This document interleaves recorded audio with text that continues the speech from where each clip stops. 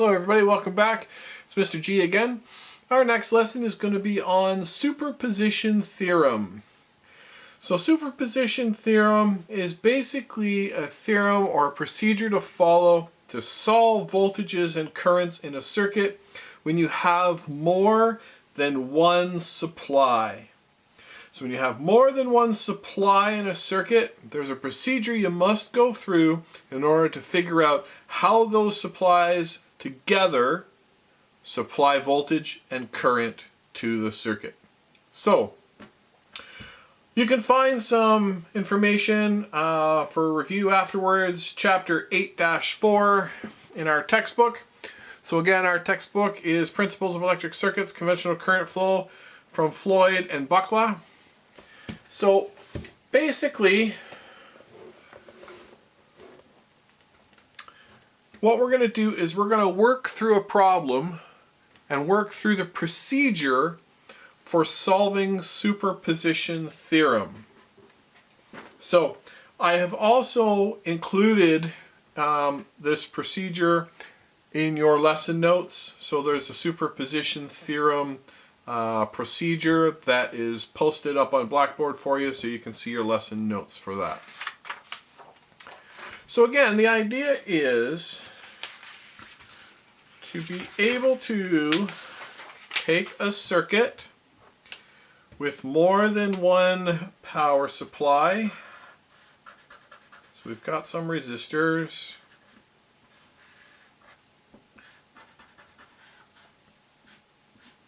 Oops. And call this supply 1, supply 2, and this is going to be R3 and R2. So let's pretend that we are trying to find out current and voltages for this resistor. So R2 in this circuit. And we have two supplies. So the procedure consists of a couple of different things that we must do. The first one is we must identify which supply we're going to start with. And it doesn't matter which one we do, but both calculations for both supplies are completely separate from each other. So it doesn't matter which one you do first, okay, as long as you pick one. So you're going to do each supply calculation completely separate from each other. So let's take this supply first. Okay, so we're going to analyze what happens in this resistor from this power supply. Then we will actually work on what happens in that resistor from that power supply. And then we're going to do algebraic sum, figure it all out together, and we end up with the result for that resistor. So the first one we're going to do, let's take VS number 1. So that is the supply that we're caring about right now. So what we need to do is we need to get rid of the other supply.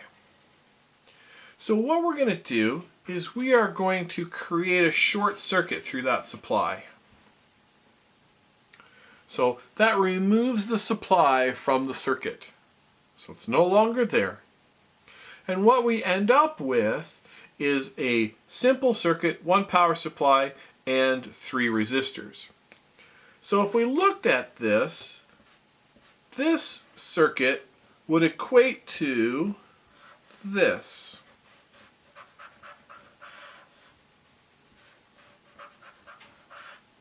This is R1, this is R2, and this is R3. So now, we've covered this many times, but we have one power supply, 3 resistors, and what we care about is the current going through that resistor, and we care about the voltage drop across that resistor. So those are the things that we're looking at. Once we figure that out, we're going to figure out those values. So we're going to say the voltage across R2 is going to be equal to something. The current through R2 is going to be equal to something. That has to do with the stuff that is coming from voltage supply 1. Voltage supply 1. So when voltage supply 1 is powered up and connected to the circuit, and voltage supply 2 is removed from the circuit, we can easily calculate the voltage across R2, and we can calculate the current through R2. Now, what we want to do is we want to go back to our initial case.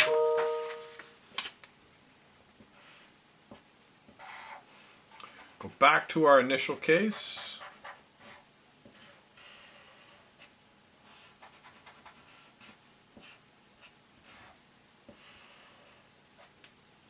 Voltage supply 1, voltage supply 2, R3, whoops, R2 and R1.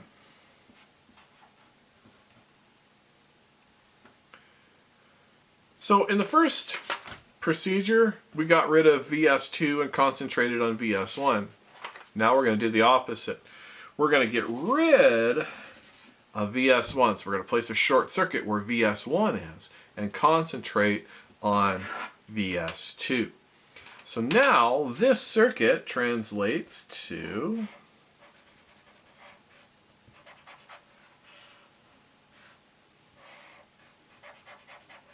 this circuit.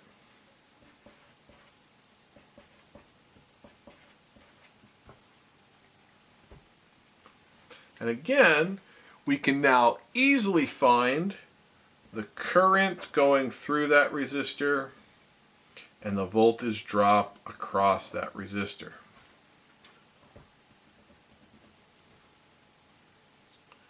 So now what we've got is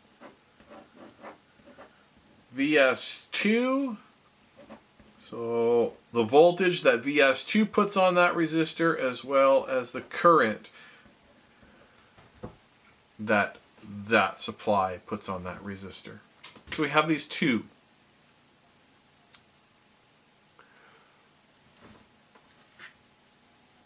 So what we're going to do now is we've looked at them separately.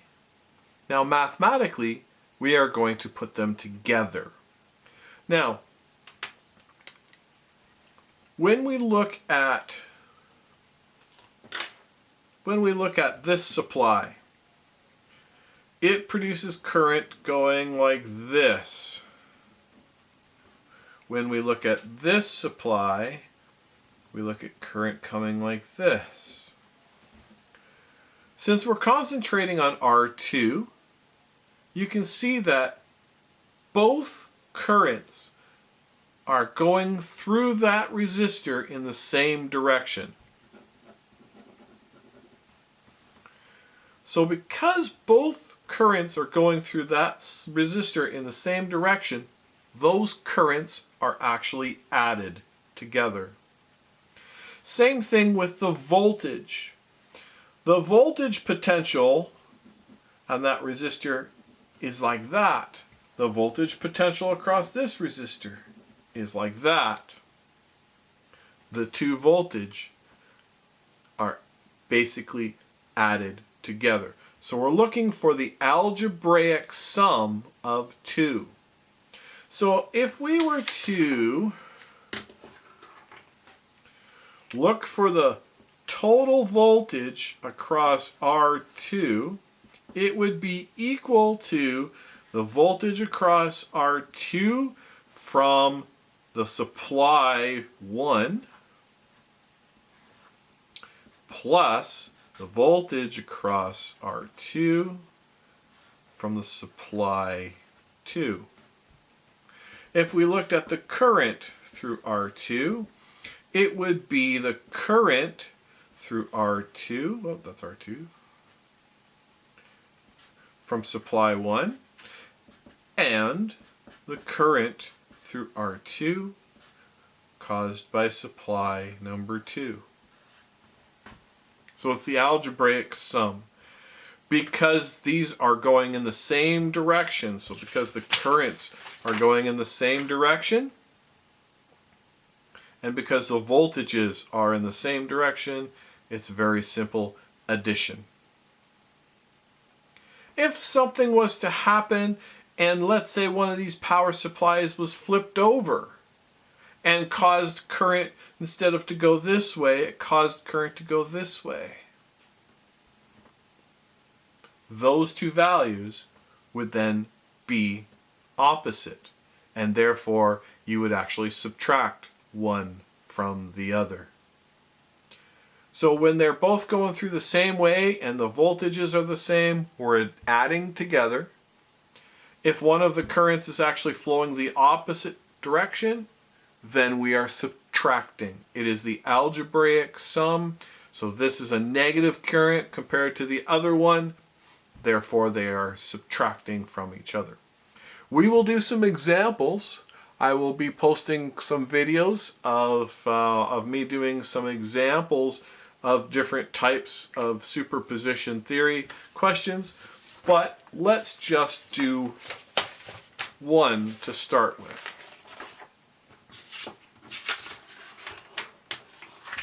So again, there are many questions that you can do, all related to chapter 8 in the textbook. So here's one that I grabbed. So we have two power supplies. We have 10 volts, 5 volts. And then we have 3 resistors, each of them 100 ohms. So with this particular case, we are going to, again, just like in our discussion there a minute ago, we're going to analyze this resistor. I'm calling it RL. It could be anything. We're going to analyze what effect these power supplies have on that particular resistor. So what we're going to do, we're going to call this one VS1, we'll call this one VS2, and we will analyze VS1 first. So with VS1, my circuit looks like this. So I got 10 volts. This is 100 ohms. This is 100 ohms. This is 100 ohms. And remember, we're concentrating on this one right now. That right there. So what we're going to do is we are going to find the voltage and the current for that resistor. So the voltage drop across it and the current going through that resistor. And we also care about the direction of the current. So this particular power supply puts current going in this direction. So again, it's flowing through the resistor going that way. So what we're going to do, we're going to try and solve that particular value. So what we're going to do is we're going to solve this circuit. So R total. So these two in parallel, that becomes 50. So R total is 150 ohms. Therefore, I total is 10 divided by 150. So we take 10 divided by 150, and we end up with 66.6 milliamps. 66.6 milliamps of current. So that means I total, the total leaving the source, is 66. We want to find out how much goes down this branch. Since these two branches are equal, the math is very simple. Half is going to go this way, half is going to go this way. So therefore, the current through RL is actually 66.6 divided by 2, because we have two branches and they're identical. And that leaves us with 33.3 milliamps. And again, it's going down this way. We can easily now take Ohm's law, and we can say that 33.3 milliamps times 100 ohms, 33.3 milliamps times 100 ohms, 3.33 volts. So the voltage across RL is 3.33 volts. So that is for source 1. Now we're going to look at source 2 by itself. So again, that will short out source 1, and the circuit we're left with is this.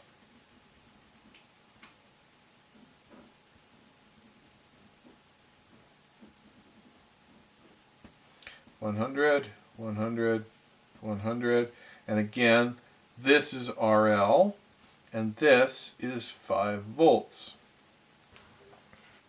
So now again, we're going to solve this. We're going to look for R total. R total, again, we have this and this in parallel, so that gives us 50, so R total is 150. So 150 ohms, and then I total is going to be 5 volts divided by 150 ohms. So we're going to take our 5 volts divided by 150 ohms.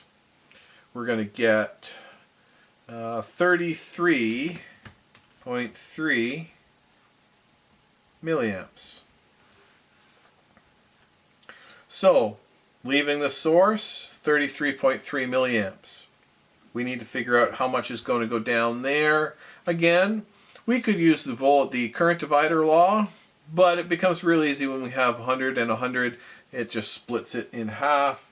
So IRL in this particular case is going to be 33.3 divided by 2 milliamps. And that becomes 16.65 milliamps. So 33.3 divided by 2 is 16.6. Okay, so 16.66 milliamps, whatever it happens to be. There we go. So now, with this one, we're looking at the voltage. So 16.6, and then we got 100 ohms. So that means that the voltage across RL is 1.66 volts. And that is with respect to this power supply. So over on this one, we've got 33 milliamps flowing through and 3.33 volts drop across. Here we have 16.66 milliamps flowing through at a voltage drop of 1.6 volts. 1.66 volts. So if we want to look at what the total is, so we want to know what the total, we go back to the original circuit with both supplies connected. We're going to do the math that's going to add this and this, the algebraic sum. Because they are in the same direction, again, the current flowing through that resistor in the same direction, we are going to add them. So the total current in the main circuit is going to be 33.3 milliamps plus 16.66 milliamps. That will give us 50 milliamps of current flowing through that circuit. The total voltage of this circuit with both supplies, so the voltage total of RL is going to be 3.33 volts plus 1.66 volts, giving us a total of 5 volts. We can prove this by doing Ohm's law. Just check our answer. 5 volts across that resistor divided by 100 ohms is equal to 50 milliamps of current. Okay, so the idea again is to be able to analyze one circuit with 2 or more power supplies and be able to figure out how or what the current is at any particular point in the circuit. Again, we just took this one as the example. We could have taken any of the other resistors. Now, this is an example of an ideal power supply question. So that means that the power supplies themselves are theoretically perfect, no internal resistances, so therefore when we replace these things it's just a short circuit and we're good. If we were doing a practical real life situation, each of these each of these power supplies, when they are removed from the circuit, would actually be replaced with its internal resistance. So instead of just being a short circuit, you would actually put a little resistor there. So when we work through different problems, again, if it is a real life situation, we're going to have internal resistances for the power supply. If it is a perfect, theoretically ideal case, then the power supplies are replaced with a direct short. Okay, so you have two options.